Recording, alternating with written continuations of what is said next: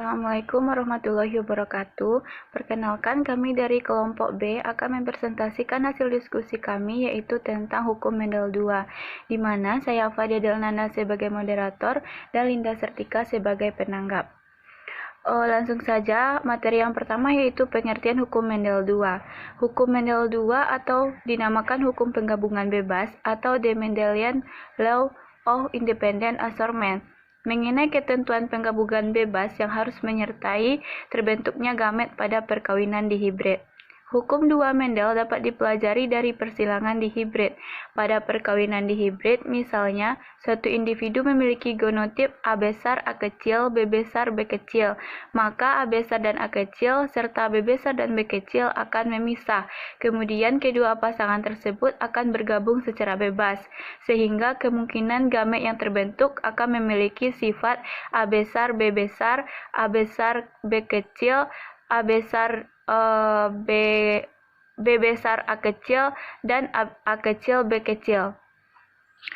Kemudian, hukum kedua Mendel atau hukum berpasangan secara bebas atau independent assortment, isi dari hukum pasangan bebas atau hukum Mendel II yaitu segresi suatu pasangan gen tidak bergantung kepada segresi pasangan gen lainnya, sehingga di dalam gamet-gamet yang terbentuk akan terjadi pemilihan kombinasi gen-gen secara bebas. Hukum ini hanya berlaku untuk gen atau pasangan alel yang terletak pada kromosom yang berbeda, atau yaitu pada kromosom yang tidak homolog atau sebagai alternatif. Untuk gen yang sangat berjauhan pada kromosom yang sama, semua karakter kacang yang dipilih Mendel untuk analisis dikendalikan kromosom yang sama. Situasi ini sangat menyederhanakan interpretasi persilangan multi karakter kacang polong. Materi yang selanjutnya akan disampaikan oleh penanggap 2. Kepada penanggap dipersilakan. Baiklah, terima kasih kepada saudari Afadia Nada yang telah mempersilahkan saya. Baiklah, materi yang kedua yaitu konsep hukum Mendel II.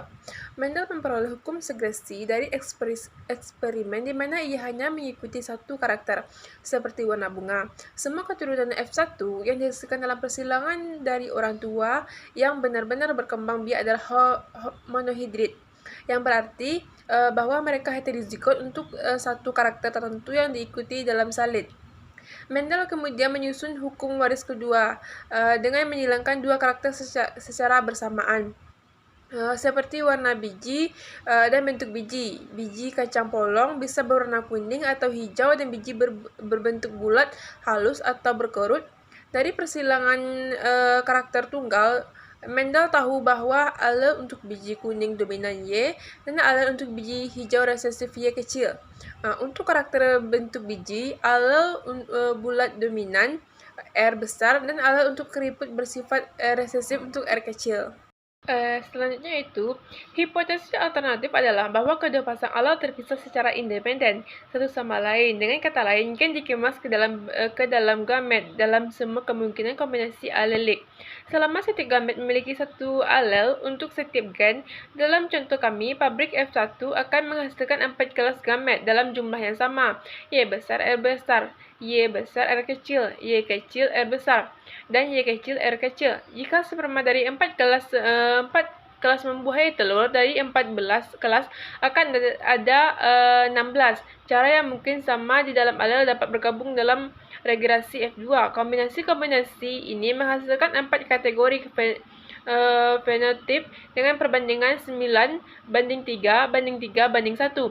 9 ronde kuning menjadi 3 ronde hijau menjadi 3 ronde jingga, kuning menjadi satu hijau keriput.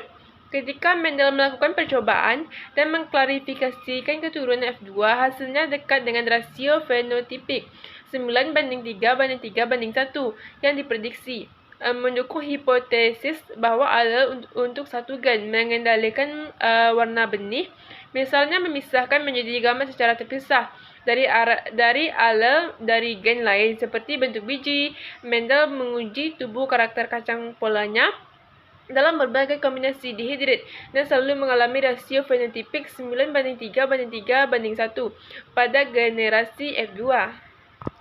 Sebagaimana yang telah ada contohnya sebagai berikut. Nah, yang ketiga yaitu persilangan monohidrit. Persilangan dihidrit adalah perkawinan yang menghasilkan pewarisan dua karakter yang berlainan. Pada percobaan Mendel menggunakan tanaman ercis sebagai objek pengamatannya.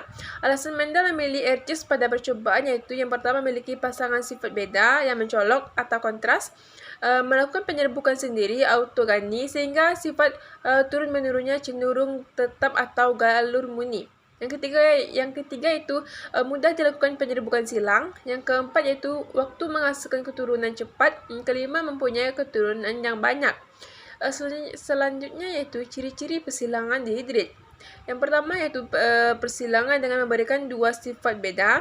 Yang kedua jumlah gamet yang berbentuk pada setiap individu adalah 4. Fenotip individu oleh dua macam sifat genotip. Dijumpai maksimal 16 variasi genotip pada F2. Nah, selanjutnya yaitu sifat kontras yang dimiliki kacang ercis sebagai berikut. Yang pertama yaitu bentuk bijinya bulat, mengkerut, warna biji kuning, hijau, bentuk polong rata atau berlekuk-lekuk, warna polong hijau kuning, warna bunga ungu putih, posisi bunga polong aksial pada batang atau terminal pada ujung, panjang batang panjang atau pendek.